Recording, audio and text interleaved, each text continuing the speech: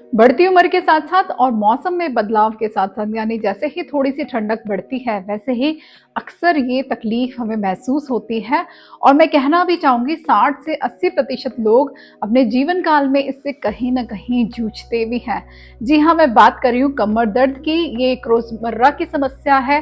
काम करने के बाद कुछ थकान के बाद ये पीड़ा हमें अक्सर महसूस होती है, लेकिन यही क्रॉनिक स्टेज पे चल जाए तो इसके लक्षण क्या होते हैं, समाधान क्या होते हैं, उसके बारे में हम डिटेल में बात करेंगे। आयुर्वेद में से कटी ग्रह के नाम से, कटी शूल के नाम से जाना गया है। तो चैनल में बने रहिए आगे भी। नमस्कार दोस्तों, मैं डॉक्टर मेघना शेखावत, आयुर्वेदिक डॉक्टर, आप सभी का मेरे यूट्यूब चैनल पे स्वागत करती हूँ। अगर आप हमारे चैनल पर नए हैं तो इसे लाइक और सब्सक्राइब भी जरूर करें। आजकल कमर दर्द एक आम समस्या हो चुकी है, यानी कि उम्र को भी यहाँ पे हम गिने ना तो एक कम उम्र के बच्चे को भी ये समस्या होती है, वहीं एक प्रौढ़ावस्था के व्यक्ति को भी और वृद्धावस्था में भी ये समस्या देखी जाती है। और इसका एक जनरल सा कारण है जिसे हम अनदेखा कर देते हैं, वो है रॉन्ग पोस्चर। यानी कि किस तरह से आप बैठे हुए हैं, किस तरह से आप खड़े हैं, स्टैंडिंग पोजीशन, सिटिंग पोजीशन या आप कोई भी फिजिकल वर्क कर रहे हैं तब आपकी बॉडी का पोस्चर किस तरह का है वो बहुत ज़्यादा मायने रखता है। और ये अक्सर एक बहुत बड़ा कारण होता है कमर दर्द के अंदर। तो हम जनरल से सिचुएशन देखते हैं, जो लोग सिटिंग वर्क ज़्यादा करते हैं, ऑफिस वर्क जिनके पास ज़्यादा होता है या फिर बैठ के करने वाला काम बहुत ज़्यादा रहता है, उनको अक्सर ये परेशानी देखी जाती है। दूसरा एक बहुत बड़ा कारण होता है सेडेंटरी लाइफस्टाइल या लेजी लाइफ भी हम इसे कह सकते हैं, जहाँ पे बॉडी बहुत कंफर्ट जोन में हमारी रहती है।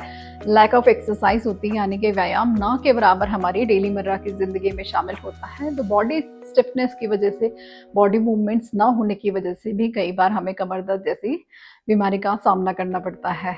इसके अलावा अगर हम एनाटॉमिकली देख लें तो जब हम स्पाइनल कॉर्ड को देखते हैं तो वहाँ पे जो हमारे वर्टिब्रास होते हैं उसके बीच में डिस्क होती है, यानी कि दो बोन्स को ज्वाइंट करने वाली एक गद्दी होती है, जो किसी भी रीजन की वजह से, जर्क की वजह से, एक्सीडेंट की वजह से या रॉन्ग पोस्चर की वजह से इरप्ट हो जाती है, बाहर निकल आती है या फिर उसमें सिकुड़न हो जाती है। तो वो भी कई बार कारण बनती है कि आपको कमर में दर्द हो। Bulging of disc, slip disc भी कहा जाता है।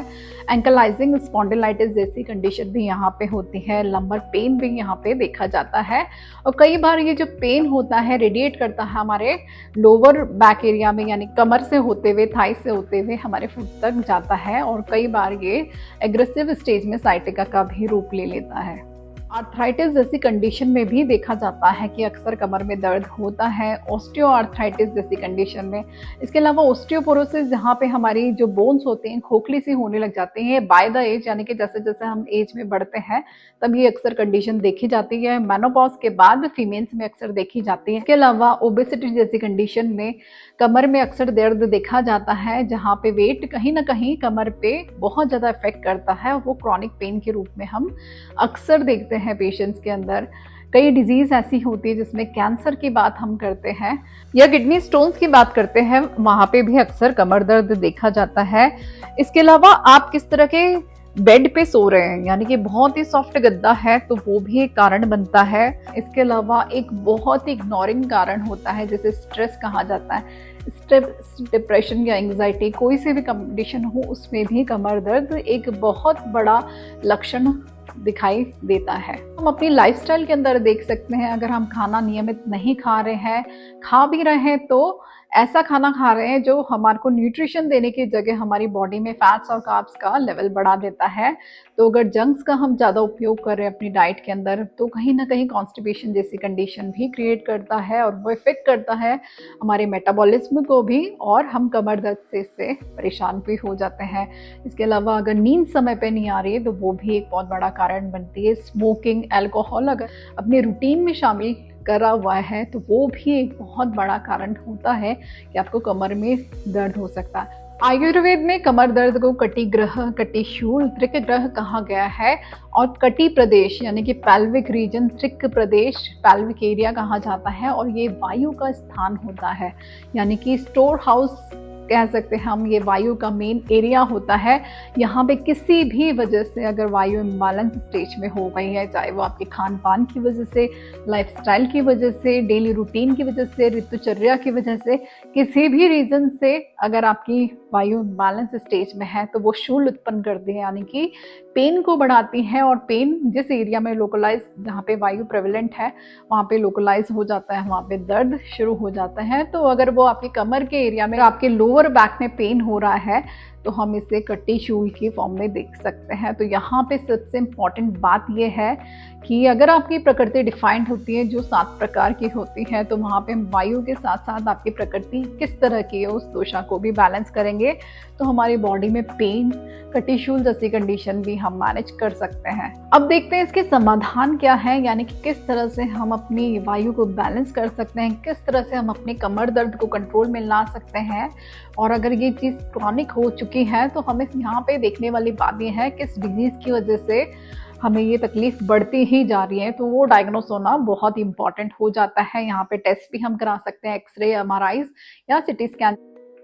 एक यूनिवर्सल स्टेटमेंट है, sit smart, stand smart and lift smart, यानी कि अपने पॉस्चर को मेंटेन कीजिए, चाहे आप बैठे हुए, खड़े हैं या कोई भी भारी सामान उठा रहे हैं। कई बार लिफ्ट करते हुए भी हमारी कमर में दर्द हो जाता है, तो ये पॉस्चर मेंटेन करना बहुत ही ज़रूरी है। इसके अलावा आपके लाइफस्टाइल किस तरह के, सोने का टाइम, आपके उठने का टाइम और लाइफस्टाइल के अंदर आप एक्सरसाइज को ज़रूर डालें, योगा को ज़रूर डालें। कुछ ऐसे पॉस्चर्स होते हैं जैसे भुजंगा आसन आप कर सकते हैं, नौका आसन आप कर सकते हैं, जो बहुत ही हेल्पफुल होते हैं आपकी कमर दर्द को रिलीव करने में। सोते वक्त इस बात का ध्यान रखना जरूरी है कि बेड का मैट्रेस इस तरह का ना हो जो ज्यादा सॉफ्ट हो, थोड़ा सा थिक और हार्ड सरफेस वाला ही मैट्रेस आप इस्तेमाल करें। इसके अलावा लॉन्ग सिटिंग आपकी रहती है तो कमर के पीछे एक छोटी गद्दी आप लगा सकते हैं। ट्रैवलिंग ज्यादा है तो एक तकिया आप अपने साथ कैरी कीजिए, जो डॉक्टर्स पिल्लो आते हैं वो आप ले सकते हैं। सोते वक्त कमर के नीचे तकिया लगा सकते हैं। अब आपका खान पान बिल्कुल सात्विक,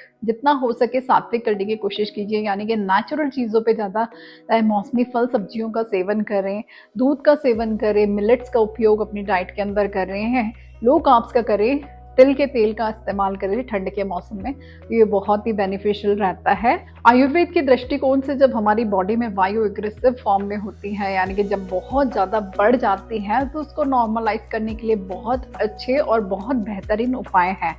सबसे पहले मैं यहाँ बात करूँगी अभ्यंग की। अभ्यंग यानी कि शरीर के ऊपर तेल का इस्तेमाल करना, चाहे वो मसाज की फॉर्म में हो, तेल की मालिश हो, या फिर किसी लोकलाइज एरिया में ऑयल को पुल करना हो।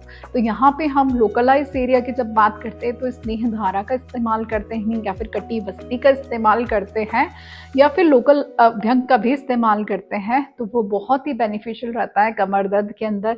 इसके अलावा हम स्वेदन करते हैं, यानी कि स्वेद के अंदर हम नाड़ी स्वेद दे सकते हैं, लोकलाइज स्टीम दे सकते हैं। साथ ही अवगाहन, यहाँ पे अवगाहन के अंदर हम ऑयल का इस्तेमाल भी कर सकते हैं, गर्म पानी के सेक का भी इस्तेमाल कर सकते हैं, जिसमें एक बोर्ड जैसा वेसल होता है, उसके अंदर ऑयल या पानी भर दिया जाता है, वहाँ पे कट्टी प्रदेश तक या फिर हमारे कमर तक के एरिया को डुबो दिया जाता है। वो बहुत ही ज़्यादा बेनिफिशियल रहता है। इसके अलावा पोटली स्वेद भी यहाँ करते हैं, पिंड स्वेद भी किया जाता है, पंचकर्म का यहाँ पे उपयोग किया जाता है। यहाँ पे हम मृदु विरेचन भी देते हैं, यानी कि एक माइल्ड परगेटिव ड्रग्स भी देते हैं, जिसके अंदर बॉडी से स्टूल पास कराए जाते हैं, तो वो भी बहुत बेहतरीन रिजल्ट देते हैं। बस्ती का इस्तेमाल किया जाता है, बस्ती वायु के दोष में प्रधान होती है, यानी कि बेस्ट ट्रीटमेंट कहा गया है बस्ती के अंदर, जिसे हम आयुर्वेदिक एनिमा भी कहते हैं। ऑल्दो ये एनिमा से बहुत डिफरेंट है, इसका जो फॉर्मेशन है वो बहुत डिफरेंट होती है, लेकिन समझने के तौर पे हम समझ सकते हैं कि इसे एनिमा फॉर्म में दिया जाता है, जिसके अंदर बहुत सारे काढ़ों का उपयोग किया जाता है, तेल का उपयोग किया जाता है, वायु को बैलेंस करते हुए कमर दर्द को ठीक कर सकते हैं। तो बस्ती का उपयोग बहुत ही महत्वपूर्ण है। इसके अलावा लोकलाइज बस्ती, जैसे मैंने बताई थी, कड्डी बस्ती का उपयोग भी बहुत ही अच्छे रिजल्ट देता है कमर दर्द के अंदर। कुछ ऐसी औषधियाँ हैं, यानी कि हर्ब्स हैं, जो भी सिंगल फॉर्म में भी हम लेते हैं तो बहुत अच्छा काम करती हैं, जिसमें हम अरंड देख सकते हैं, लहसुन का उपयोग कर सकते हैं, सौंठ का उपयोग कर सकते हैं, सहचर का उपयोग कर सकते हैं, रासना का उपयोग कर सकते हैं, बला का इस्तेमाल कर सकते हैं। कुछ क्लासिकल मेडिसिन, पेटेंट मेडिसिन भी अवेलेबल हैं आयुर्वेद के अंदर, जो बहुत ही कारगर होती हैं वात व्याधियों के अंदर, कटी चूल के अंदर, जिसमें जनरलाइज फॉर्म में मैं बताना चाहूँगी। कुछ गुग्गुलों का उपयोग कर सकते हैं, योगराज गुग्गुल, त्रयोदशांग गुग्गुल, सिंहनाथ गुग्गुल। इसके अलावा दशमूलक्वाथ, महारासनादिक्वाथ, एरंडेमूलक्वाथ, ऐसे बहुत सारे काढ़े यहाँ पे अवेलेबल हैं। साथ ही आपकी कंडीशन किस तरह की है उसको देख के, अगर वहाँ पे स्वेलिंग तो नहीं है, पेन बहुत ज़्यादा प्रेवलेंट है, पेन रिफ्लेक्ट करना है, उसको देख के भी आपका इलाज किया जाता है। कुछ बहुत ही अच्छे तेल हैं, औषधीय तेल हैं, जिसमें महानारायण तेल, महाविष्कप तेल, सहचरादि तेल, प्रसारणी तेल, अनगिनत ऐसे तेल हैं जिनका उपयोग करते हुए भी आप अभ्यंग करा सकते हैं, कटिवस्ती ले सकते हैं और ये बहुत बेहतरीन रिजल्ट आपको देगा। पेटेंट औषधियाँ भी बहुत ही अच्छी अभी अवेलेबल है, तो इसका इलाज हम ले सकते हैं प्रॉपर सलाह के साथ। और कोशिश करें अपने आप को नेचुरली मेंटेन करें, स्वस्थ रहें, सुरक्षित रहें और आयुर्वेद को अपनाएं, क्योंकि ये आपको नेचुरल रहने की सलाह देता है, आपके जीवन को नियमित करता है, आपके दोषों को बैलेंस करते हुए एक हेल्दी लाइफस्टाइल देने की कोशिश करता है। तो मिलते हैं नेक्स्ट वीडियो में। धन्यवाद।